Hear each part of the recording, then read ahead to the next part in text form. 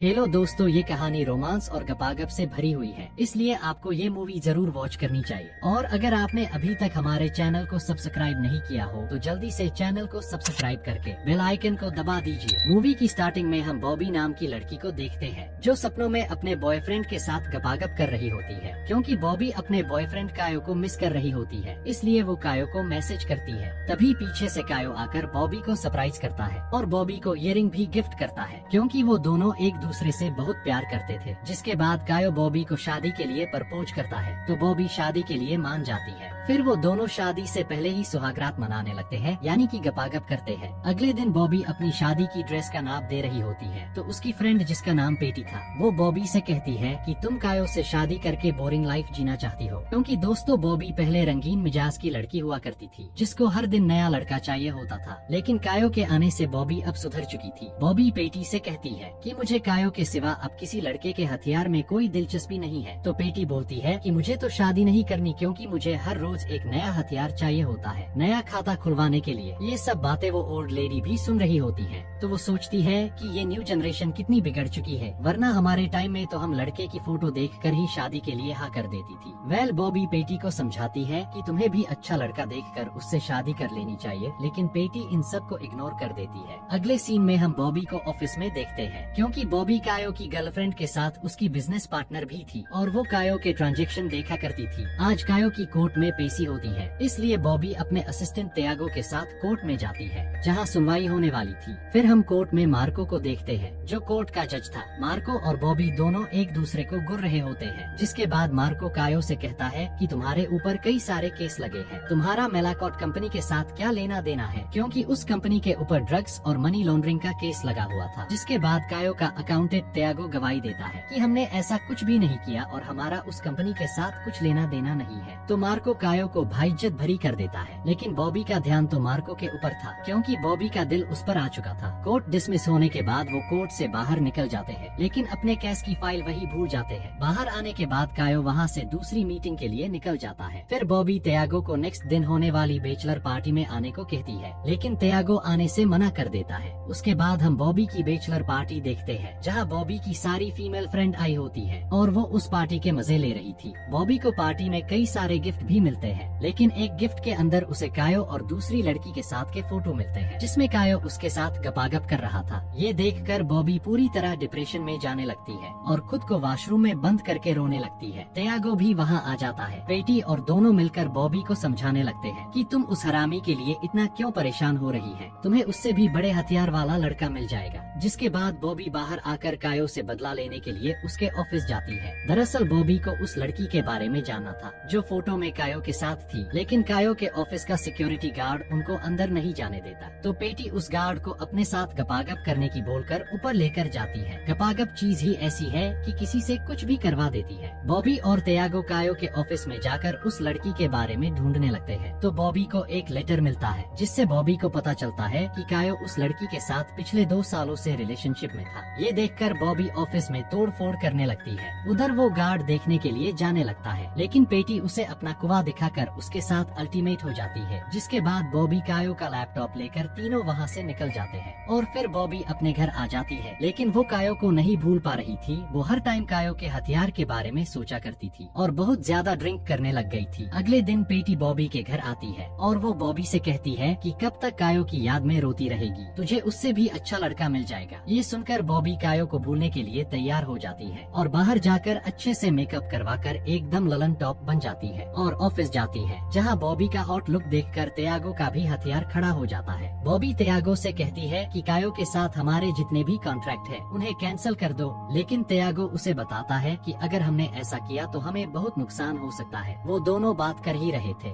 कि तभी बॉबी को मार्को की असिस्टेंट का कॉल आता है, जो बॉबी को उस फाइल को ले जाने के लिए बोलता है जिसे वो कोर्ट में भूल आई थी। जिसके बाद बॉबी उस फाइल को लेने मार्को के ऑफिस जाती है, जहाँ उसे मार्को भी मिलता है, जिसे देखकर बॉबी के तन में आग सी लग लग जाती है। मार्को का असिस्टेंट वो फाइल बॉबी को दे देता है तो बॉबी फाइल लेकर घर जाने लगती है। तभी वहाँ कायो आकर बॉबी से वापस उसके साथ रिलेशन में आने की भीख मांगने लगता है, लेकिन उसने बॉबी को धोखा दिया था, इसलिए बॉबी उसे माफ नहीं करती। कायो बॉबी के साथ जबरदस्ती कर रहा था, लेकिन वहाँ मार्को आ जाता है, जिसे देखकर कायो वहाँ से निकल जाता है। अगले सीन में हम मार्को और बॉबी को एक बार में ड्रिंक करते हुए देखते हैं, जहाँ वो दोनों आपस में बात कर ही रहे थे। वहाँ एक लड़की मार्को को देख रही होती है तो मार्को उस लड़की के पास चला जाता है तो बॉबी भी घर के लिए निकल जाती है। जाते हुए बॉबी पेटी को कॉल करके मार्को के बारे में बताती है तो पेटी बॉबी से पूछती है कि तुमने उसके साथ सेक्स किया, तो बॉबी बोल देती नहीं यार, इतनी अच्छी किस्मत कहा वो चला गया था, इसलिए मैं भी निकल आई। बात होने के बाद जब बॉबी घर आती है तो देखती है कि घर के अंदर सारा सामान बिखरा हुआ है, जैसे किसी ने आकर कुछ ढूंढा हो। ये देखकर बॉबी काफी डर गई थी, इसलिए वो त्यागो को कॉल करके अपने घर बुला लेती है और वो दोनों घर की चीजें चेक करते हैं तो उन्हें पता चलता है कि वहाँ से कोई भी चीज गायब नहीं हुई, बस सामान इधर उधर बिखेर दिया है। फिर त्यागो बॉबी से कहता है कि मैं तुम्हारा अच्छा दोस्त हूँ और मैं चाहता हूँ कि तुम हमेशा खुश रहो। बातों बातों में त्यागो बॉबी को लाइन मारने लगता है और बॉबी को किस करने लगता है, लेकिन बॉबी त्यागो को गपागप करने से मना कर देती है और कहती है हम हमेशा अच्छे दोस्त रहेंगे। त्यागो के वहाँ से जाने के बाद बॉबी बाइक क्लब कॉल करके उनके ग्रुप को ज्वाइन कर लेती है, क्योंकि वो अब अपनी लाइफ खुलकर जीना चाहती थी। बाइक क्लब में बॉबी को मार्को मिलता है और वो साथ में राइडिंग के लिए निकल जाते हैं। फिर वो सभी एक जगह रुकते हैं जहाँ बॉबी बिकनी में नहाकर बाहर निकलती है तो बाइक क्लब का लीडर बॉबी की डुई लेने के लिए उसे लाइन मारने लगता है। तभी वहाँ मार्को आकर बॉबी को अपने साथ ले जाता है। बाइक क्लब का लीडर सोचता है साला अब तो मूठ मारकर ही काम चलाना पड़ेगा। उधर बॉबी और मार्को एक जगह बैठकर बातें कर रहे होते हैं, तभी दोनों की तरफ जाग उठती है और वो किस करने लग गए थे।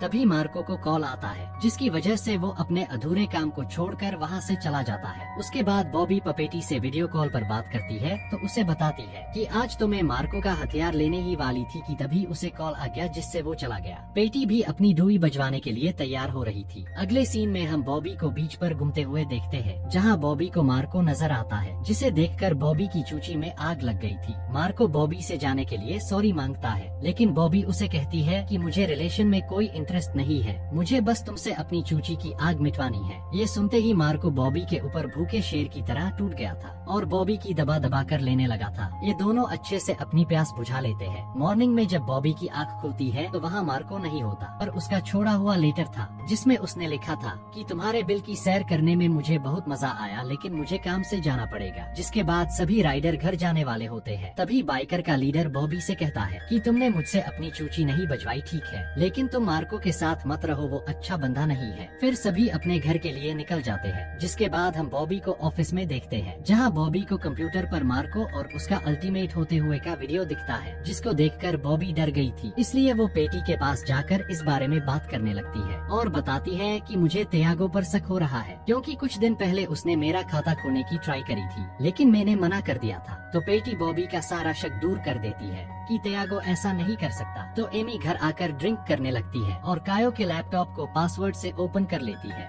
जिससे उसे पता चलता है कि कायो ने ही सारे घपले किए हैं। बॉबी ऑफिस जाकर त्यागो को कायो का लैपटॉप दिखाते हुए कहती है कायो कंट्रेशन कंपनी से मिला हुआ है और वो हमें धोखा दे रहा था, और इन सब के बारे में तुम्हें क्यों नहीं पता चला। त्यागो बताता है कि मेरा यकीन करो, मुझे इन सब के बारे में कुछ भी नहीं पता। इसके बाद दोनों वो सबूत कोर्ट में देने का फैसला करते हैं, लेकिन त्यागो बॉबी से कहता है हमें पहले अपने लॉयर से बात कर लेनी चाहिए ताकि हमारे ऊपर कोई केस ना लगे। तभी वहाँ मार्को बॉबी के लिए फुल भेजता है, जिसमें एक लेटर था। पेटी उस लेटर को पढ़ती है तो उसमें मार्को ने बॉबी को डिनर पर इनवाइट किया था। जिसके बाद बॉबी एकदम रशियन जैसे तैयार होकर बाहर जाती है, जहाँ मार्को ने बॉबी को लेने के लिए कार भेजी थी। बॉबी मार्को के घर जाने के बाद दोनों मिलकर कैंडल लाइट डिनर करते हैं, जिसके बाद मार्को बॉबी की चूची बजाने लगता है और बुरी तरीके से अलग अलग स्टेप करके बॉबी के अंदर के सारे तार खोल देता है। ऐसे ही अब बॉबी का मार्को के घर आना जाना लगा रहता है, क्योंकि बॉबी को मार्को का हथियार बड़ा पसंद आ चुका था और दोनों हफ्सी के जैसे एक दूसरे के साथ अल्टीमेट होते हैं। एक दिन जब मार्को बॉबी की डुई बजा रहा होता है तो वही लड़की वहाँ आ जाती है, जो क्लब में मार्को को देख रही थी, जिसका नाम पोला था। वो मार्को से कहती है कि तुमने तो इस लड़की को भी सच नहीं बताया होगा